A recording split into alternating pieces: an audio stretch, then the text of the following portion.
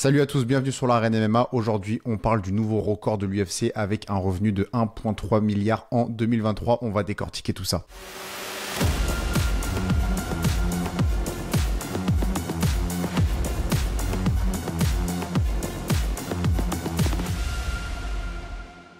Alors ça y est, c'est tombé 1,3 milliard. C'est le groupe TKO donc, qui a déclaré les revenus de l'UFC. Donc ça, ce ne sont pas leurs bénéfices, ce sont leurs revenus sans Conor McGregor donc pour l'année 2023.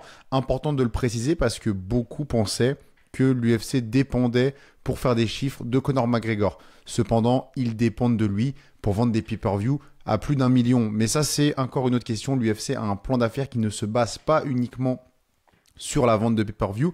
On va analyser tout ça. C'est important de rappeler que c'est quand même une augmentation de 13% par rapport à 2022. Donc c'est pas rien 13% quand on parle de ce genre de revenus. Et c'est 756 millions de bénéfices en gros avant impôt. En gros, pas que avant impôt, mais en gros avant impôt, ce qui est vraiment colossal. On va donc décortiquer ces chiffres et je vais vous présenter un petit tableau qui est sorti à la fin du troisième trimestre de l'UFC, donc 3 mois avant la fin de 2023. Donc on était à 1 milliard de revenus. Donc on voit que dans les 3 derniers mois, il y a quand même quasiment 300 millions qui a été généré en revenus par l'UFC. C'est énorme. Le quatrième trimestre a été fructueux, on peut le dire. Et petit rappel, l'UFC est valorisé à un peu plus de 12 milliards de dollars à l'heure où on parle. Alors, analysons le tableau. Je vais le mettre devant moi aussi. Donc ça, je rappelle donc que c'est à la fin du troisième trimestre. Donc au niveau du tableau, on va analyser la deuxième colonne en partant de la droite, à savoir l'année 2023. Tout ce qui est au-dessus du chiffre 1,009.4, donc qui représente le 1 milliard de revenus à la fin du troisième trimestre de l'UFC.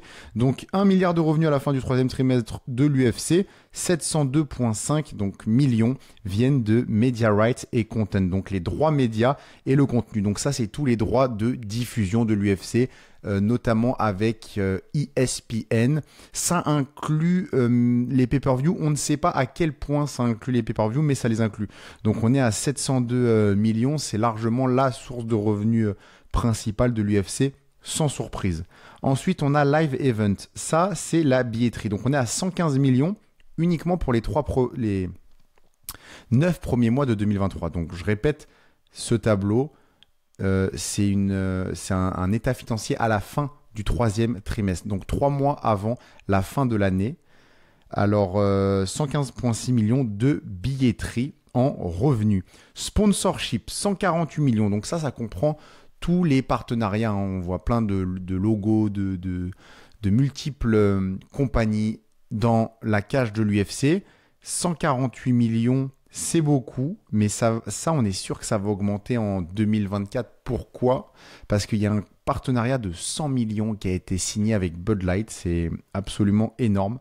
Donc, pour l'année 2023, 148 millions à la fin du troisième trimestre, je le rappelle. Donc, on était à 1 milliard de revenus, on a fini à 1,3. Donc ça, rappelons que c'est un état financier à la fin du troisième trimestre. Et enfin, Consumer Product, bon bah ça c'est tout le merchandising UFC quand vous faites des achats de merchandising. Donc ça veut dire quoi ? Bah c'est les vêtements, les petites tasses, les petits mugs, peu importe, tout ce qui tourne autour de l'UFC, étant donné que l'UFC est une marque mondiale, bon bah il y a beaucoup de ventes et 43,3 millions à la fin du trimestre 2023. C'est quand même beaucoup. Donc voilà, ça c'est vraiment le décortiquement du 1,3 milliard, mais lorsqu'il n'était qu'à 1 milliard, à savoir 3 mois avant la fin de l'année 2023. C'est l'évolution. Je rappelle que l'UFC a été créé en 1993. L'évolution est énorme, c'est l'évolution la plus rapide dans l'histoire du sport moderne pour une organisation sportive. En 2024, donc je rappelle que Bud Light a déjà payé pour 100 millions de partenariats. Également, l'UFC prévoit d'aller aux Émirats Arabes Unis ainsi qu'en Arabie Saoudite. Et ce qu'il faut savoir, c'est que ces pays-là payent donc à hauteur de 20 et de 25 millions selon toute vraisemblance l'UFC pour que l'UFC vienne. Donc c'est beaucoup de revenus qui sont à prévoir pour l'UFC en 2024. Donc l'UFC est une entreprise qui fonctionne, qui ne risque pas d'être détrônée.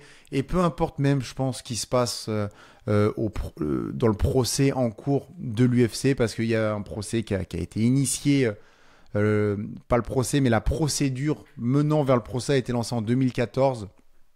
On va pas en parler maintenant. Mais malgré tout ça, même si l'UFC perd, je pense pas que ça va vraiment les ébranler. Et cette bonne santé financière de l'UFC, on peut s'en réjouir parce que nous qui sommes fans de MMA, on va avoir encore de quoi se nourrir. Donc on peut les critiquer sur leur manière de payer les combattants. Moi, je pense que l'UFC est une entreprise qui se gère extrêmement bien en termes financiers. Et tout le monde rêverait d'être mieux payé, peu importe ton poste, peu importe ton entreprise. Mais bon, l'UFC ne déroge pas à cette règle. Donc c'est un autre débat. Moi, je pense que les salaires à l'UFC, oui, ils pourraient être plus grands.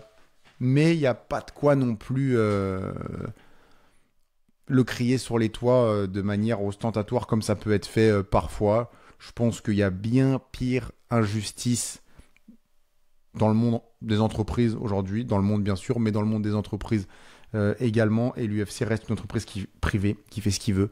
Et que quand tu signes un contrat, c'est très clair ce qu'il y a sur le contrat. Donc bref, c'est un autre débat. C'était un petit wrap-up de comprendre d'où venaient ces 1,3 milliard de revenus de l'UFC. Et voilà, c'est Dana White qui est content. Et Dana White, c'est un des énormes piliers et des raisons de pourquoi l'UFC marche si bien aujourd'hui. Dites-moi si ça vous intéresse, ce genre de podcast. Est-ce que vous voulez par exemple un podcast sur l'histoire de Dana White, comment il a fait pour mener l'UFC aussi haut, peut-être aussi une histoire sur l'UFC. Il y a eu plusieurs achats, reventes, plusieurs éléments majeurs de tournant de l'UFC, notamment au niveau de leurs droits télé, des différentes chaînes de télé avec qui ils ont fait affaire. Donc voilà, merci à tous. Mettez un pouce bleu, ça nous aide beaucoup, ça nous fait être dans l'algorithme. Abonnez-vous si vous en avez envie, commentez, n'hésitez pas, on répond à tout le monde. Ciao l'équipe.